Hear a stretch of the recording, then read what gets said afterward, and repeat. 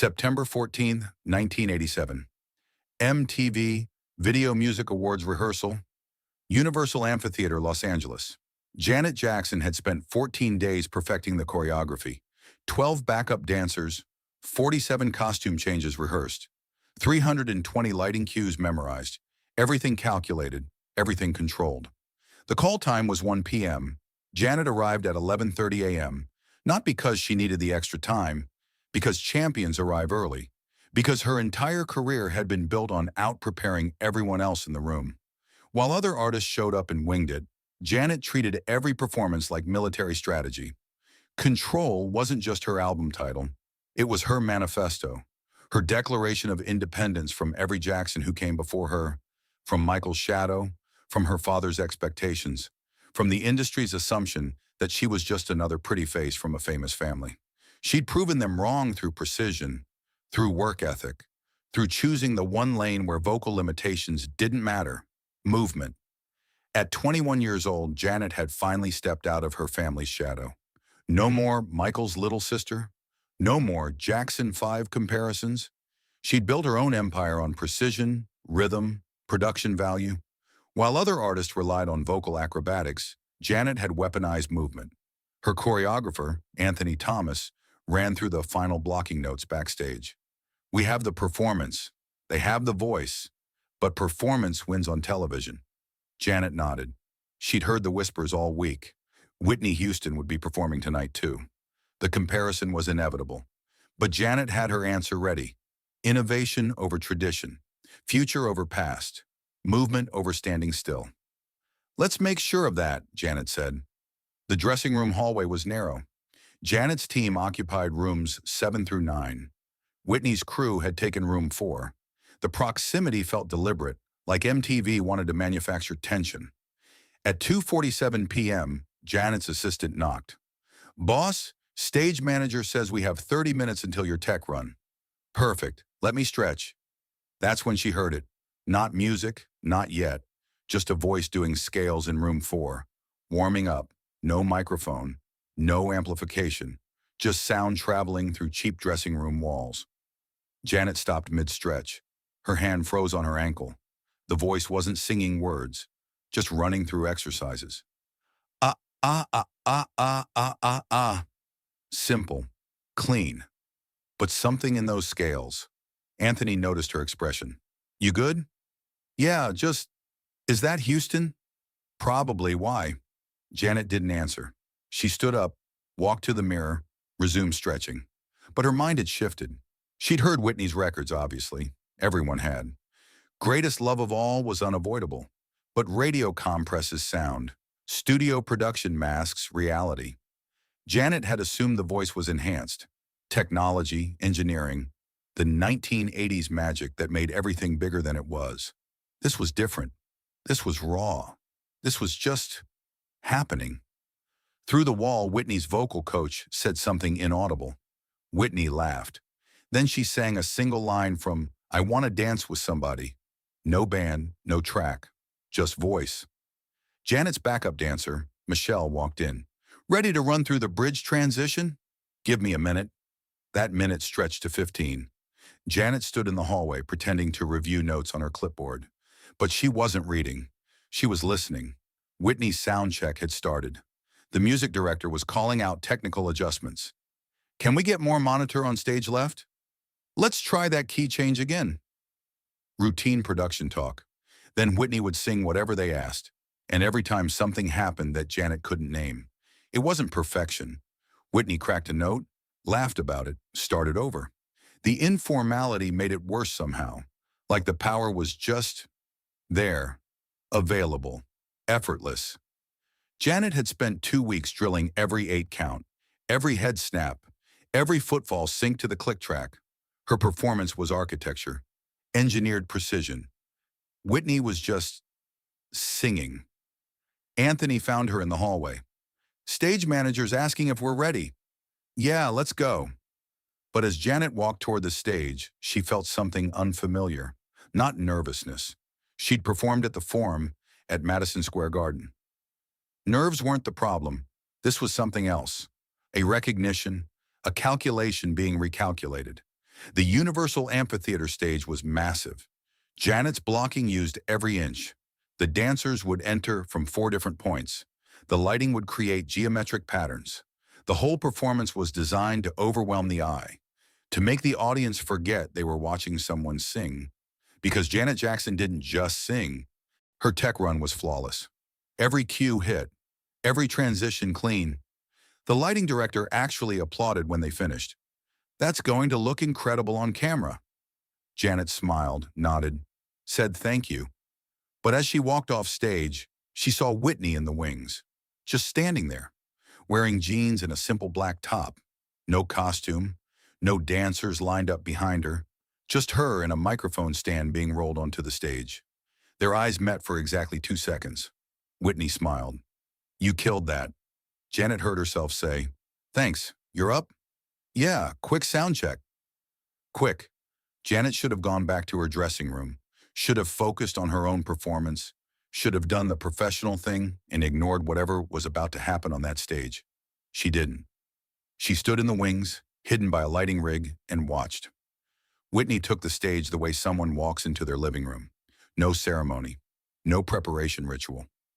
The music director called out, "Let's run it from the top just to check levels." The track for "I Wanna Dance with Somebody" started, that familiar synth opening, the one that had been on radio all summer, the one Janet had heard in clubs and cars in every store she walked into. But hearing it live was different. Whitney started singing at the first verse, not the big notes yet, just the conversational opening. "Clock strikes upon the hour." Janet felt her jaw tighten. Her hands, which had been relaxed at her sides, suddenly needed something to hold. She gripped the metal pole of the lighting rig. The voice wasn't doing anything fancy. Not yet. But there was something in the placement, the ease, the way Whitney's body didn't tense or prepare or shift into performance mode. She just opened her mouth and it came out, like breathing, like talking. Except talking had never sounded like this. Janet had trained with vocal coaches. Not many people knew that. She'd spent hundreds of hours trying to extend her range, to add power, to develop the kind of instrument that could fill stadiums. The coaches were kind, professional. But eventually, they all said the same thing in different ways. "You have a nice voice, but your strength is elsewhere." Translation: "You'll never be Whitney Houston, so find another way." And she had. She'd found choreography, production value, visual storytelling. She'd weaponized everything that wasn't the voice itself. But watching Whitney now, Janet understood what all those vocal coaches had been too polite to say directly. Some people are born with gifts, others build skills. Both are valid. Both can lead to success. But they're not the same thing. Then came the chorus, the part Janet had heard 1,000 times on radio. "I want to dance with somebody." But this wasn't radio. This was live. This was human. This was happening 15 feet away, and Janet could see Whitney's throat, her diaphragm, the mechanics of how the sound was being produced. And somehow, that made it more miraculous, not less. Whitney hit the big notes like she was reaching for something on a low shelf. Natural, necessary. Not reaching for anything at all, actually. Just accessing what was already there. What had always been there. What would always be there effortlessly, because that's what God-given means. The music director called out, "Beautiful, let's check the key change transition." Whitney nodded, took a sip of water, and did it again. Same power, same ease. No warm-up needed. No second attempt to find the note. She just knew where it was, because it lived in her. Janet Jackson had built a career on not needing that. The big voice, the show-stopping vocal runs. She'd found another way. Movement, innovation, visual storytelling. But in that moment, watching Whitney finish the chorus and laugh at something the music director said, Janet understood something she'd been avoiding. Different lanes weren't created equal.